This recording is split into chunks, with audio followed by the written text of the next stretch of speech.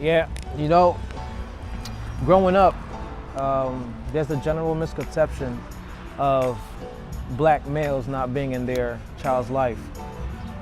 It's a conception that I actually started to believe, and understandably, a lot of my people growing up felt the same way. After having my two children, my beautiful children right here, I have this passion in me to give them the world. Everything that I have in me, I'd like to pass it over to them. And in my community, I have a lot of friends and family who support that same concept. So I started to think, and I said to myself, why is it that this narrative is what it is? So I'd like to show the whole world that it's just not something that is just unique or different. It's something that's a little bit more common. Our African American males are definitely in our families' lives. So I say, watch the next couple of gentlemen that come up here and express themselves and their desires of what they want for their family and in their home, and I guarantee you'll be surprised. Check it out.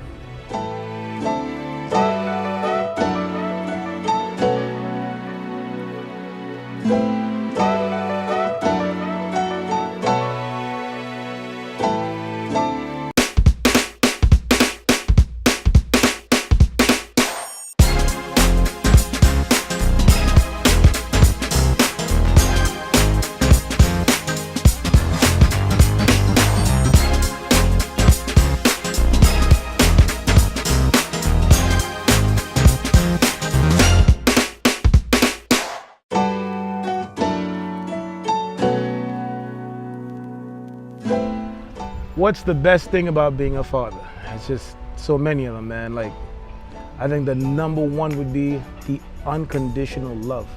The best thing about being a father is actually seeing the smile on his face and almost getting him what he wants. Waking up every day with your kid, it makes you feel complete. It's like your kid's like your world. You know, before you have a kid, you hear people talk about that bond that you have with a child, but once you have a child, the bond is it's you understand, like, I would do anything for this human being. He's basically spoiled.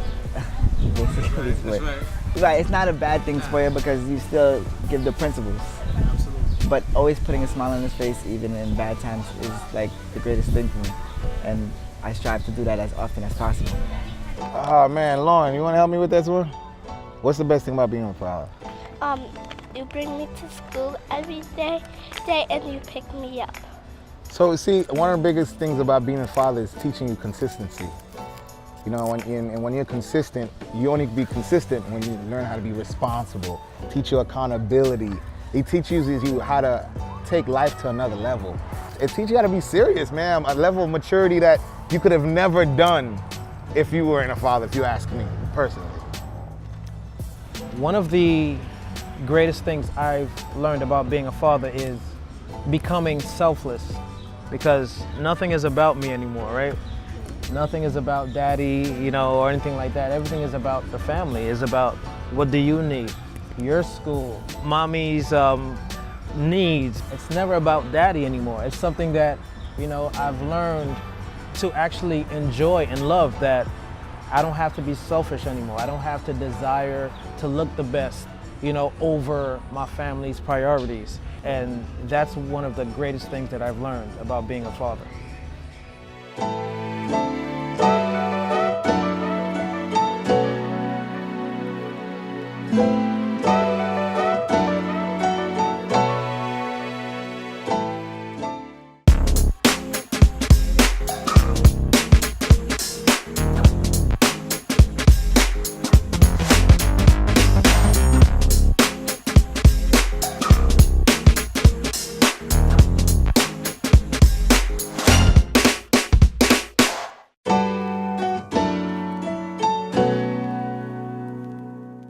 Is to be patient.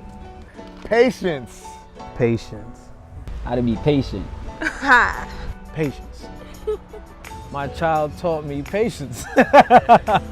My son had taught me how to shoot. So we play basketball, and my angle, he'd be like that. That's not how you do it. Let me show you how to do it. So, you know, it's like, wow, my little one's trying to show me how to play ball. It is patience because, you know, that's my first child. Patience and love and just always being there for him and him be, you know, just, you know, things don't necessarily have to be on my time. So it just definitely taught me how to listen and trial and error. Technically, he's teaching me at the same token, so that's what's, you know, teach me. Yeah, she taught me how to be patient. Then I got start explaining things to her, and she teaches me too. So it's beautiful. At her age now, we learn from each other. Well, together they taught me patience, but you, Celine, you taught me love. I never knew what love was until you were born. I mean, yes, I am married, and you know, we have this romantic love, but when you came aboard, the love, it was like a godly love, a more unconditional. There's nothing you can do to make me stop loving you, and that I love. And you taught me that I need energy for days. I love your energy, it doesn't stop, and you're a perfectionist, and I have to match up with what you bring to the table, and I love you for that.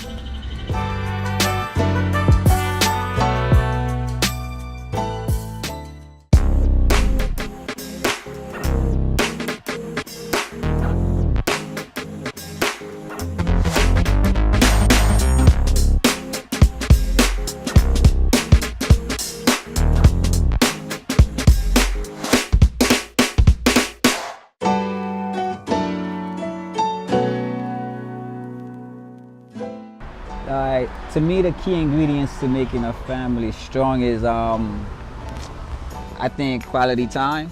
Quality time is important.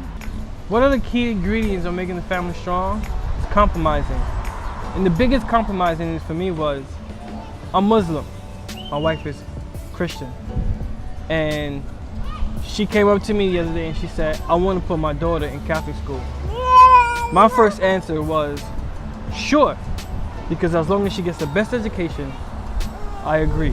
So if you want to put her in Catholic school, I have no problems with that. Key ingredients in making a family strong. Number one, humility. Number two, less ego. Love. Patience. You know, and one of the biggest things, and once you have patience, love, the ability to communicate, you'll automatically see great fruit. You know, and to be honest with you, there will be times where things will look blurry, but as long as you've had those foundations, you always know where to start again.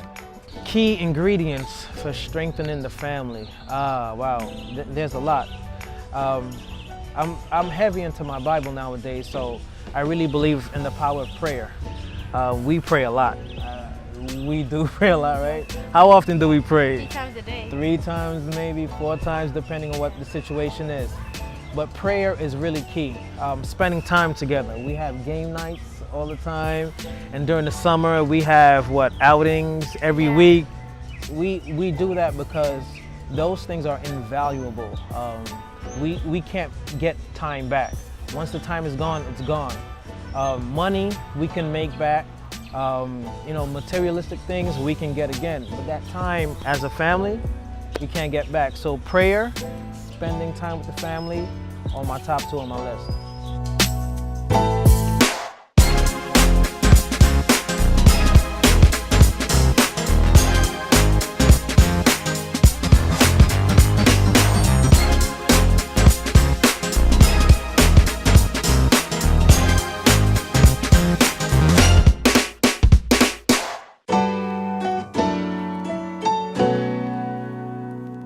Man, a father's role at home is to be a priest, to be a leader, the first to do it, the protector, the provider, the one to actually show the way, you know. And often in society what happens is we look for the priesthood through churches, through other ways other than what God already installed in you automatically as a man, to be a leader and to lead a flock, and your first flock is your house.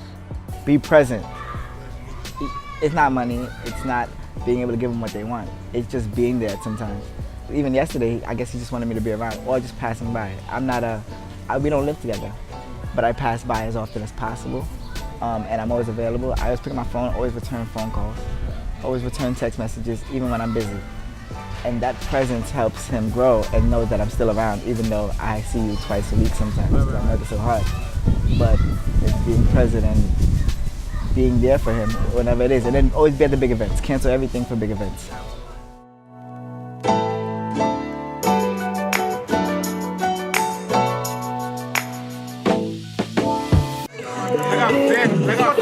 Happy Father's Day.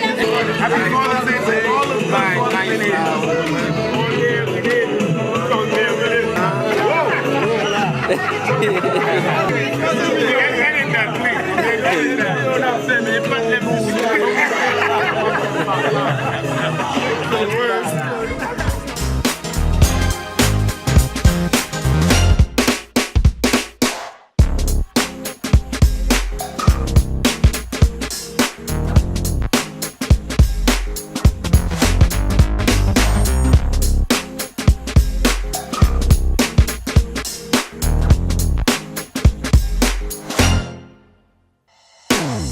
What traditions do I want to pass on to my son?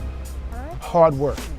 Like no matter what the odds, no matter what's going on, hard work. Because you will fail, but if you stay with the hard work, it'll pay off.